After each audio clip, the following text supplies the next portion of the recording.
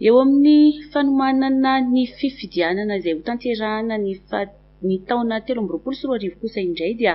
entina anomanana izay dia efa miomana amin'ny fanavaozana ny lisitry ny mpifidy ny voameramisana ny fifidianana na ny seny anomboka tsy ho ela ny fanatanterahana izany raha ny tady vaovao entin'ny ministry ny aditany sy ny fitsinjaram-pahefana.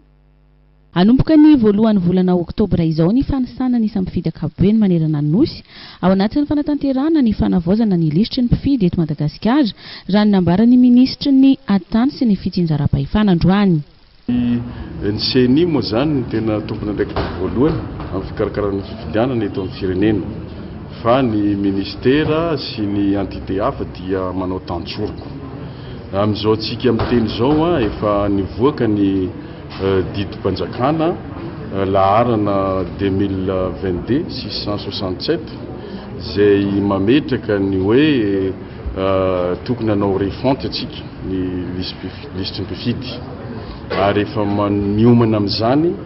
ny CNI amin'izao fotoana izao ary efa misy ny vola izay nylaniana tao amin'ny LFR izay natokana hanaovana an'izany refonte ny lisitry ny mpifidy zany. Amin'izao fotoana izao dia efa mametraka ny rafitry rehetra ny CNI satria misy an'ireny commission électorale